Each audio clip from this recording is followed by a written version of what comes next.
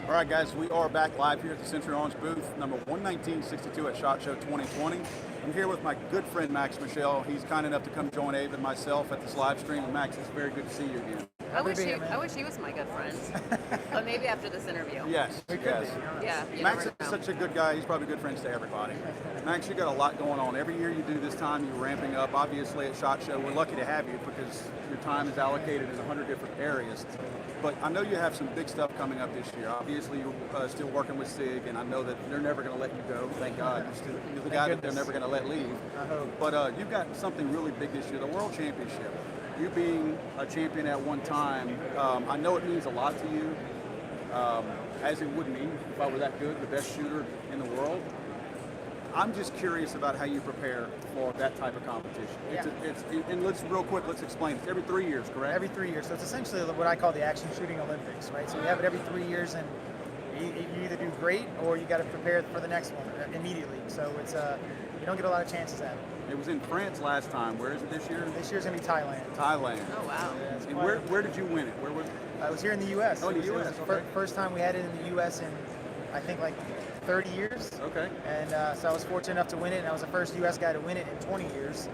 So it was a big deal to be able to do it on our home turf, but now I have to go somewhere else and try to get another one. Well, I mean, I know how I know how you prepare for stuff. I know you prepare for events. You separate yourself from the buzz and the noise and all that kind of stuff. But this is humongous. Honestly, how do you mentally prepare for something like that and still do everything else that you have to do? Well, not only that, but also just the time change and stuff. That's got to affect For your sure. performance. So it was absolutely right. So I was just looking at that last night with one of my sponsors going through it. They're 13 hours ahead of me. So it's definitely a challenge for that. But I think the preparation starts now. I mean, it started before I came here. So you start going to bed at like 9 a.m. Well, not yet, but I would like to some days. Yeah. But yes, I'm already starting to look into like maybe how do I change that pattern from a standpoint of when do I eat, when do I sleep, leading up to the event. Yeah. But now, how am I preparing? How am I training? Is really I treat myself like any other athlete would treat themselves. And I think a lot of guys in my sport don't necessarily do that because shooting is fun and shooting is a hobby, but nowadays, the guys who are winning at the top of the game, they're also taking care of their fitness and their nutrition, Absolutely. and trying to find ways to be better, not just with shooting. So I'm doing the very best I can, whether it be through shooting, obviously, or gym regimen, vision training. And cognitive thinking is really big now because I'm not getting any younger, and a lot of these guys I compete against are 16 and 20 years old, and they're fast, and they have great reflexes, and they can think on their feet. And I'm not saying that's declining for me yet, but it's not going to be going upwards much longer. Right.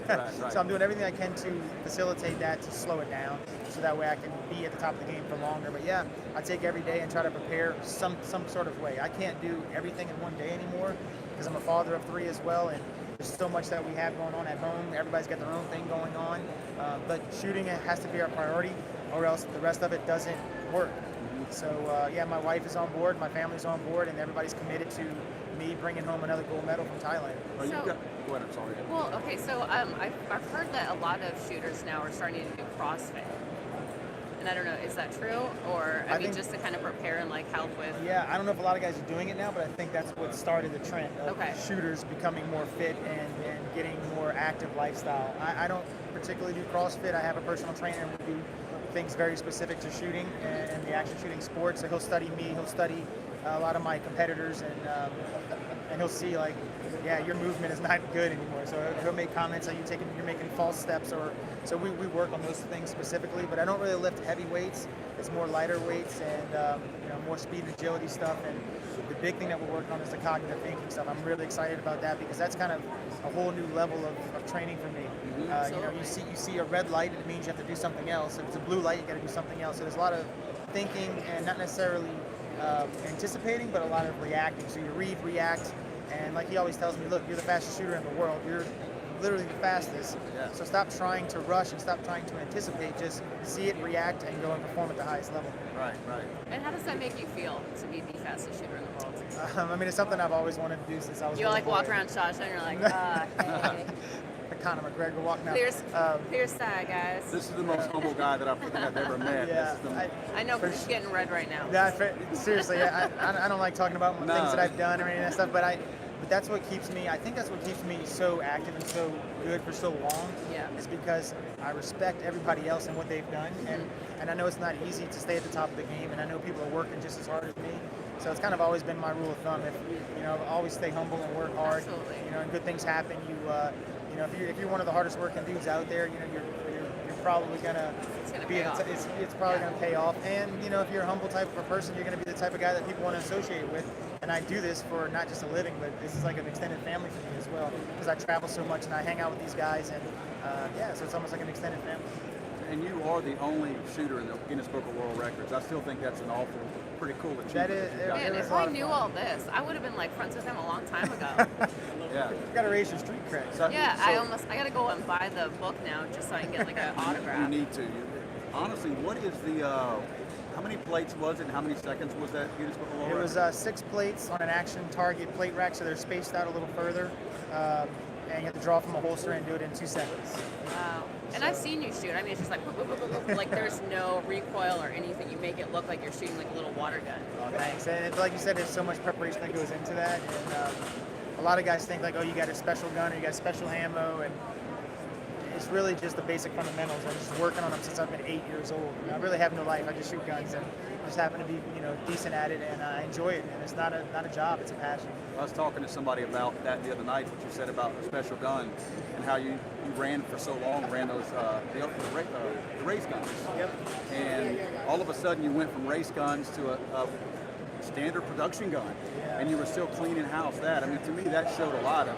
All right, you took the whole mystique of, it's the gun. Well, it's not the gun now. Now you're shooting production. You know what's funny about that is you hear that your whole life and you think maybe it is the gun. Like maybe I'm not that good. So honestly, I took that challenge. And nobody knew within SIG that I was a personal challenge of mine. And they honestly didn't think that I wanted to do it. So there was talks about maybe bringing some other shooters to shoot a particular gun, and I was like, oh, my ear popped up, and I'm like, I got all right, I got this. So I went and got a couple of my own P320s, got them ready to go, and set some world records with them, and started winning some national championships with them, and just to look, I want to prove to not just everybody out there, but I want to for me, it's like, hey, can I do this? What's the next challenge in life? Because I've won that race division for so many years, and I do miss it at times. Because you feel like you see the other guys winning and you're like, man, I should go over there and give them a little competition. But I love what I'm doing right now. The 320 and my new optic that we developed over there, I couldn't be happier with it all. That's good. So you're running some more optics related weapons this year also? That's right. So I still use the same production pistol, and I just put a red dot on it. It's Okay. a new division that we've been doing for about 3 or 4 years now in USPSA. It's what we call Carry Optics Division. And the great thing about that is I've been running a red dot since I was, maybe 10 years old now. And there's so many law enforcement and military guys. They've been around that long? They've been around that long, right? So but there's so many like law enforcement and military guys now that are starting to switch to red dot optics. And some of these guys are fairly new to shooting. Some of these guys have been shooting for 30 years. And it's different and it's foreign. But I'm able to give back to these guys. And it's been a lot of fun to help transition some of our greatest heroes out there, to help transition them to red dots on their pistols. Because to me it's normal, it's natural, but to these guys it's different and it's foreign. And I have an opportunity to give back. It's really cool. Just out of curiosity, I know that this might be a setup question here, but a lot of these guys that you compete with, they're friends of yours. And you can't name the whole list. Who do you see the guys that are really breathing down your neck? The guys that you're preparing to beat whenever you go out there to shoot? So for me, obviously always shoot against yourself. That's number one. But there's always people that make you go to the gym, and make you go to the range. I think that's important to have those guys. But for years, it's always been a good friend of mine, Casey Eusebio, a younger guy. He's not younger anymore, but he's younger than me, and he and I have pushed each other so much over the years. And it's been a lot of fun to do that. Travis Tomasi is another great friend of mine, who's now a pistol product manager within the industry, but he was a world champion shooter at one time as well. We pushed each other to no end. Way back in the early 2000s, we were on the U.S. team together in Africa, and we won the gold medal. It was awesome. It was me, him, and a couple of our heroes that we looked up to coming up in the game. And when we won that gold medal, right afterwards, I was like, would you like to join the Army and be on the Army shooting team? Because we could do this every day, dude, and we can push each other. So it's been great to prepare against him and with him. There's so many great friends of mine that's in this industry that we work together. But now, you look at the younger generation, because my generation is solid at the moment, but we're going to be the older guys here pretty soon. And as that happens, all right, speak for yourself. But in our sport of speed, really need to be agile. You need to be able to pick up things and identify. So you got some younger guys that are coming out now. I mean, Shane Cooley is also a good shooter from block. He's been one of my competitors for a very long time. Shane's really going into the whole physical. He's bowed up. He's bulked up now. He's almost getting a little too big. Yeah, he looks like a linebacker right now. Yeah, you know, it's good. It's good for the beach, I guess. Yeah, I guess, right. But no, so there's a lot of great guys. Well, where can people follow what you're doing? I mean, I get a kick out of following your social media and stuff like that. I know you're trying to be pretty active as much as you can. Where can people go look at you? Yeah, so the easiest way to find me is on Instagram. It's at MaxJMichel, and on Facebook it's maxmichel.us. I do have a website, maxmichel.com, but I'm not as active there. Social media is kind of so much easier these days to kind of connect with everyone. Yeah. Well, Max, thanks for joining us. I know you're totally crazy busy, so I'm not going to keep you any longer. SIG's coming up next, so we're going to give them some love too and talk about their products and stuff like that. That's why we didn't hit you up too much about the products. Good. Yeah, no problem. But good luck for the rest of the show, and thanks for joining us. Thank you. Appreciate it.